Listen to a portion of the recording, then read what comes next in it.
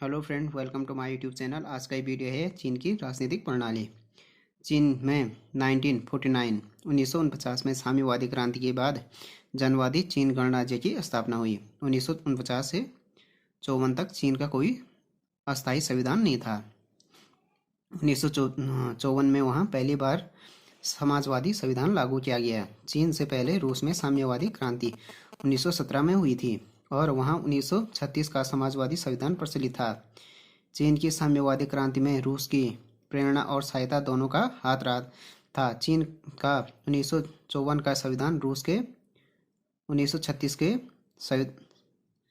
संविधान के अनुरूप बनाया गया। 1954 के बाद चीन में 1975, 78, 1982 में नए संविधान लागू किए गए। उनका वर्तमान संविधान जो है 1982 का है। चीन का जो संविधान था वो डिफरेंट टाइम में बना। एक तो 1949 में, उसके बाद 1975, 1978, 1982 जो अभी टाइम का है, वर्तमान समय को 1982 का है। चीन का 1954 का संविधान साम्यवादी क्रांतियों की आकांक्षाओं को व्यक्त करता था। जो चीन का जो 1954 का संविधान था वो साम्यवादी क्रांतियों की जो आकांक्षाओं को व्यक्त करता था। इसमें अर्थव्यवस्था का समाजीकरण, जनवादी लोकतंत्र और जनवादी अधिनायक तंत्र, पीपुल्स डिक्टेटरशिप का विशेष रूप से चर्चा की गई थी। सोवियत रूस ने के 1936 के संविधान की तरह यहाँ भी शासन और समाज के सभी अंगों पर साम्यवादी दल की प्रधानता स्थापित की गई थी। तो यहाँ 1954 का जो संविधान था उसमें क्या था कि साम्यवादी दल की प्रधानता स्थापित की गई थी सोवियत रूस की तरह। 1965 से 1969 तक की अवधि में चीन के अंतर्गत भारी राजनीतिक उथल पुथल हुई, जिसे सांस्कृतिक क्रांति की संज्ञा दी गई। इसी क्रांति का नेतृत्व तत्कालीन चीन के सर्वोच्च नेता और स्वयं माओ त्से तुंग ने किया गया और इसमें माओ के अनुयायियों लाल लक्ष्मण रेड गार्ड्स ने प्रमुख भूमिका निभाई। इसके पीछे यह मान्यता थी कि नई समाजवादी व्यवस्था के अंतर्गत जनसाधारण के मन में बुजुर्गों संस्कारों और सांस्कृतिक परंपराओं की जड़ें गहरी जमी होती हैं, अतः जनमन में व्यापक वैचारिक परिवर्तन लाने के लिए साम्यवादी कार्यकर्ताओं को किसानों, मजदूर और जनसाधारण के बीच जाकर काम करना चाहिए। उनसे कर्तव्य निष्ठा की शिक्षा लेनी चाहिए और उनके मन में साम्यवाद के प्रति आस्था जगानी चाहिए। तो चीन में सांस्कृतिक क्रांति हुई माओ त्से तुंग के नेतृत्व में और इसमें महत्वपूर्ण भूमिका निभाई थी रेड गार्ड्स, जो लाल लक्ष्मण थे, उनके अनुयायी। इसके पीछे ये मानता थे कि जनसाधारण के मन में बुजुर्गों संस्कारों और सांस्कृतिक परंपराओं की जड़ें जमी होती हैं, अतः जनमानस के में व्यापक वैचारिक परिवर्तन लाने के लिए साम्यवादी कार्यकर्ताओं को किसानों और मजदूरों जनसाधारण के बीच में जाकर काम करना चाहिए। उनसे कर्तव्य निष्ठा की शिक्षा लेनी चाहिए और उनके मन में क्या करनी चाहिए, साम्यवाद की प्रति आस्था जगानी चाहिए। इस सांस्कृतिक क्रांति की उपलब्धियों को समेकित में कंसोलिडेट करने के ध्येय से ही चीन में 1975 का नया संविधान लागू किया गया है। इस संविधान के अंतर्गत कम्युनिस्ट पार्टी की स्थिति पहले से भी क्या होगी, अधिक सुदृढ़ होगी। इसमें सेना को राज्य के नियंत्रण से हटाकर कम्युनिस्ट पार्टी की केंद्रीय समिति के अध्यक्ष के नियंत्रण में रखा गया। साथ ही चीन की सर्वोच्च विधायी संस्था राष्ट्रीय जन कांग्रेस को कम्युनिस्ट पार्टी के नेतृत्व में कार्य करने का निर्देश दिया गया। कम्युनिस्ट पार्टी के अध्यक्ष या चेयरमैन के नाते माओ त्से तुंग की स्थिति अद्वितीय और सर्वोच्च हो गई। इसके अलावा चीन का जो 1975 का संविधान अंतर्राष्ट्रीय क्षेत्र में चीन को सोवियत संघ के साम्यवादी नेतृत्व और प्रभाव से मुक्त करने का प्रयास का संकेत भी किया गया है। इसके अंतर्गत क्या किया कि रूस के साम्यवादी साम्राज्यवाद की स्पष्ट निंदा की गई। तो चीन का जो 1975 का जो संविधान लागू किया गया, इसके अंतर्गत क्या था कि कम्युनिस्ट पार्टी की स्थिति पहले से भी अधिक सुदृढ़ हो गई। इसमें क्या हो गया कि सेना को राज्य के नियंत्रण से हटाकर कम्युनिस्ट पार्टी की केंद्रीय समिति के अध्यक्ष के नियंत्रण में रखा गया। तो सेना को राज्य के नियंत्रण से हटाकर क्या कम्युनिस्ट पार्टी है उसकी केंद्रीय समिति के अध्यक्ष के नियंत्रण में रखा गया। साथ ही चीन के सर्वोच्च विधायी संस्था राष्ट्रीय जन कांग्रेस को कम्युनिस्ट पार्टी के नेतृत्व में कार्य करने का निर्देश दिया गया। इसमें क्या हो गया कि कम्युनिस्ट पार्टी के अध्यक्ष और चेयरमैन के नाते माओ त्से तुंग थे, उनकी स्थिति क्या होगी, अद्वितीय और सर्वोच्च हो गई। तो इसमें एक ये भी था कि अंतर्राष्ट्रीय क्षेत्र में चीन को सोवियत संघ के साम्यवादी नेतृत्व और प्रभाव से मुक्त करने का संकेत भी देता है ये संविधान 1975 का। 1976 में क्या हो गया कि 1976 में माओ त्से तुंग की मृत्यु हो गई। चीन का सत्ता के संघर्ष नहीं कर बढ़ी। इन संघर्ष में डेंग जियाओपिंग के गुट को विजय प्राप्त हुई और जिसने 1978 में नए संविधान की नींव रखी। इसमें माओ सेतुंग के नेतृत्व को सहारा, परंतु सांस्कृतिक क्रांति की निंदा की। सांस्कृतिक क्रांति की निंदा इसलिए भी क्योंकि ये असली इसका जो विरोधी थे, जो उसके विरोधी थे माओ सेतुंग के, उसको दबाने के लिए भी सांस्कृतिक क्रांति की गई। चीन का वर्तमान संविधान 1982 में अपनाया गया। यह संविधान पिछले दोनों संविधान से बड़ा है। इसमें 1982 का संविधान पिछले दोनों संविधान से बड़ा है, जो 1975 1978 का। इसमें 138 आर्टिकल्स हैं। यह संविधान देश की जनता में विस्तृत प्रसार और विचार विमर्श के बाद स्वीकार किया गया। यह संविधान सार्वजनिक नीति की नई पूर्वताओं प्रायोरिटीज पर आधारित है, जिसमें आधुनिकीकरण पर विशेष बल दिया गया। संविधान की प्रस्तावना में कहा गया कि चीन की जनता जनवादी लोकतंत्रीय अधिनायक तंत्र में क्या करती है, निष्ठा रखते हुए समाजवादी मार्ग पर अग्रसर होगी और समाजवादी संस्थाओं को लगातार उन्नत करेगी।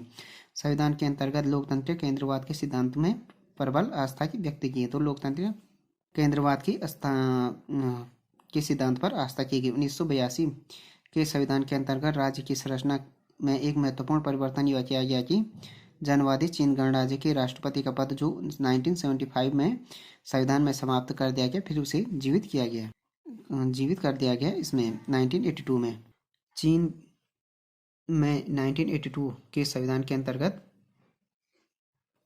संविधान को राज्य के बुनियादी कानून घोषित किया गया है। अतः चीन में रहने वाली सभी राष्ट्रीय जातियां, राज्य के समस्त उच्चाधिकारी, सशस्त्र सेनाएं, औद्योगिक संस्थान और सार्वजनिक संगठन संविधान की व्यवस्थाओं से बने हैं। चीन के जो वर्तमान और पिछले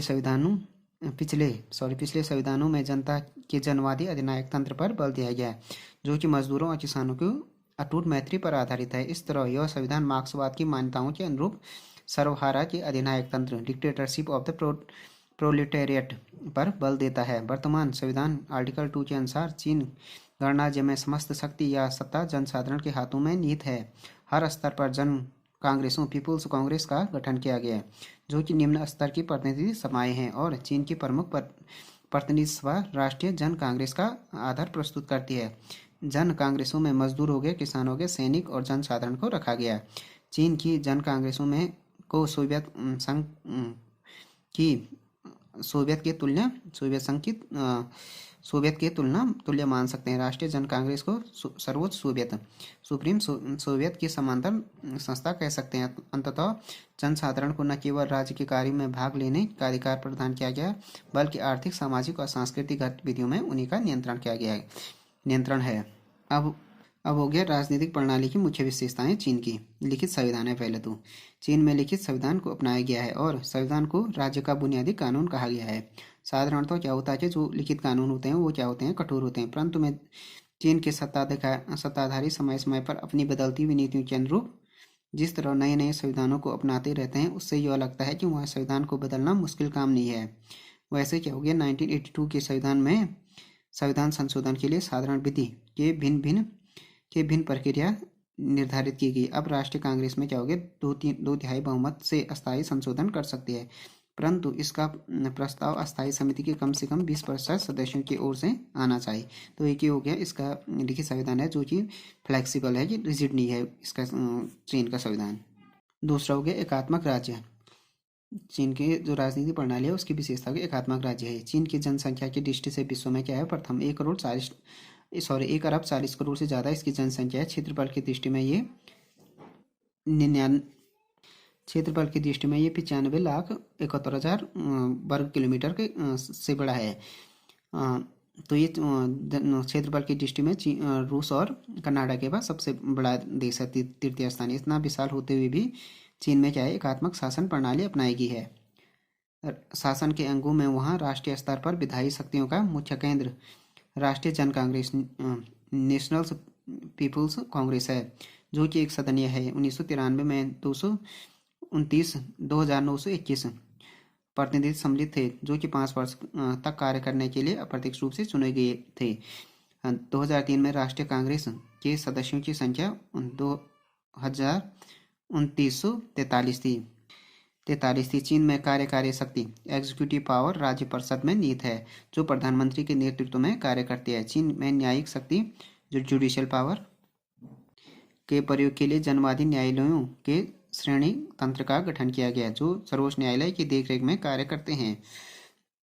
प्रशासन की सुविधा के लिए इस देश में 22 प्रांत, 5 स्वायत्त अंचलों और 3 केंद्र शासित नगरपालिकाओं में विभाजित किया गया है। स्वायत्त अंचल हो गए जो ऑटोनोमस रीजन है, ऐसे क्षेत्र जिसमें गैर चीनी जातियों के अल्पसंख्यक लोगों के घनी आबादी है, जैसे कि तिब्बत। ये इकाइयाँ केवल उन्हीं शक्तियों का प्रयोग कर सकती हैं जो उन्हें राष्ट्रीय सरकार के द्वारा सौंपी गई हैं। लोकतंत्रीय केंद्रवाद में आस्था। चीन में राज्य तथा साम्यवादी दल के संगठन के स्तर पर लोकतंत्रीय केंद्रवाद के सिद्धांत का पालन किया जाता है। इस सिद्धांत का अर्थ है कि शासन के निचले अंग पहले तो क्या करेंगे कि उच्च अंगों का चुनाव करेंगे, फिर उन्हीं निर्णयों का पालन करने को बाध्य होंगे जो नीचे के अंग हैं। चीन में स्थानीय, अंचलीय, प्रांतीय और राष्ट्रीय स्तर पर जन कांग्रेसों का गठन किया जाता है। इसमें क्या होता है कि निचली जन कांग्रेसें अपने से ऊंची जन कांग्रेसों का चुनाव करती है, फिर उन्हीं के नेतृत्व में क्या करती है, काम करती है। सबसे ऊपर राष्ट्रीय जन कांग्रेस है, जिसे राज्य शक्ति का सर्वोच्च अंग माना गया है। लोकतंत्रीय केंद्रवाद के सिद्धांत के अनुसार राष्ट्रीय जन कांग्रेसें भी अपनी अस्थायी समिति, स्टैंडिंग कमेटी का चुनाव करती हैं और फिर उसी के निर्देशन पर क्या करती है, कार्य करती है। उसके बाद हो गया जनवादी लोकतंत्र की स्थापना। चीन के आरंभिक संविधानों में मार्क्सवादी लेनिनवादी विचारधारा के अनुरूप क्या था, राज्य को सर्वहारा का अधिनायक तंत्र घोषित किया गया था।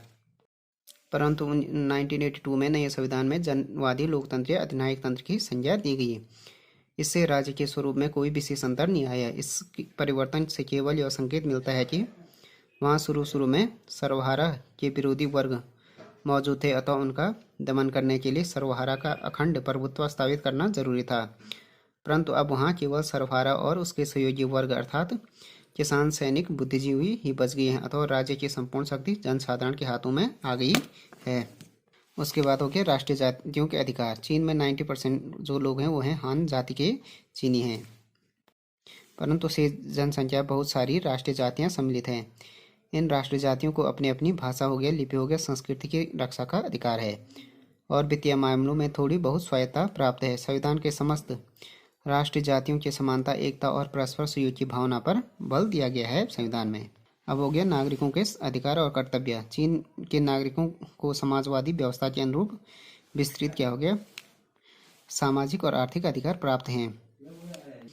इनके उदाहरण हो गए जैसे नागरिकों का अधिकार हो गया, काम का अधिकार हो गया, विश्राम का अधिकार भी है, शिक्षा का अधिकार हो गया, बीमारी हो गया, बुढ़ापा और अपाहिज होने पर की स्थिति में क्या हो गया, राज्य की ओर से क्या मिलेगा, उनको जो आर्थिक सहायता उसका अधिकार है। इसके साथ साथ वहाँ के नागरिकों को सीमित मात्रा में संपत्ति रखने का अधिकार भी है चीन में। समाजवादी सिद्धांत के अनुरूप वहाँ उत्पादन के सभी प्रमुख साधनों पर क्या होगा, राज्य का स्वामित्व हो गया, परंतु फिर भी छोटे जो धंधे हैं निजी क्षेत्र में चलने दिए जाते हैं ताकि लोगों को अधिक परिश्रम करने के लिए प्रोत्साहन दिया जा सके।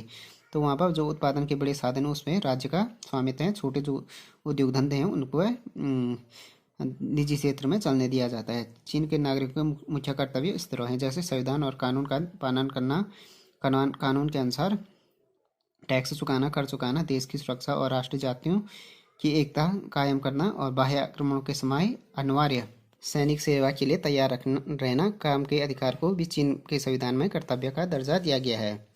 अब हो गया दैनिक विशेषता हो गया साम्यवादी दल की प्रधानता। भूतपूर्व सोवियत संघ की तरह चीन भी संवैधानिक प्रणाली की एक विशेषता यह है कि वहाँ शासन के अंग औपचारिक रूप से चाहे कितनी भी शक्तिशाली क्यों न हो, वास्तविक शक्ति किसके हाथ में रहती है, साम्यवादी दल के ऊंचे अधिकारियों ही करते हैं उसका प्रयोग शक्ति का। संविधान के अंतर्गत साम्यवादी दल को न केवल सर्वहारा की अग्रपंक्ति के रूप में मान्यता दी गई है, बल्कि उसे कुछ शक्तियां भी प्रदान की गई हैं। वास्तव में साम्यवादी दल के नेता ही शासन के उच्चाधिकारी के रूप में नियुक्त किए जाते हैं। जो शासन के उच्चाधिकारी होंगे वो साम्यवादी दल के प्रमुख नेता होंगे। उदाहरण के लिए जनवादी चीन गणराज्य के पिछले राष्ट्रपति जियांग जेमिन को राष्ट्रवादी साम्यवादी दल का महासचिव और केंद्रीय सैनिक आयोग का अध्यक्ष भी बनाया गया था। वस्तुतः सारी नीतियां और कार्यक्रम दल के स्तर पर तैयार किए जाते हैं, शासन के स्तर पर उनका औपचारिक अनुमोदन करके उन्हें क्रियान्वित किया जाता है। यहाँ तक कि चीन की जनवादी न्यायालयों को भी साम्यवादी दल के मार्गदर्शन सिद्धांतों का अनुसरण करने का निर्देश दिया जाए। जो वहाँ की जो न्यायालय हैं उनको भी साम्यवादी दल के मार्गदर्शक सिद्धांतों का अनुसरण करने का निर्देश दिया जाता है। अब लास्ट में हो गया निष्कर्ष। जनवादी चीन गणराज्य में क्या होगा, समाजवादी राज्य व्यवस्था और अर्थव्यवस्था स्थापित की गई है। समाजवादी राज्य व्यवस्था और अर्थव्यवस्था है वहाँ। इसमें राज्य की शक्ति, संपत्ति, जन कम्युनों और सहकारी संस्थाओं की संपत्ति की प्रधानता रही है। उत्पादन के जो प्रमुख समस्त साधन है जैसे भूमि, खनिज पदार्थ, जलाशय, वन संपदा, कल कारखानों पर क्या हो गया, राज्यों के स्वामित्व में है। नागरिकों को व्यक्तिगत संपत्ति रखने का सीमित अधिकार है। उन्हें उत्तराधिकार में प्राप्त संपत्ति के उपयोग की भी अनुमति है। वहाँ कृषि व्यवस्था के मशीनीकरण के साथ साथ बड़े बड़े जो कारखाने भी लगाए गए हैं जिनमें विदेशी तकनीकी सहयोग के अलावा विदेशी पूंजी का भी उपयोग किया जाता है।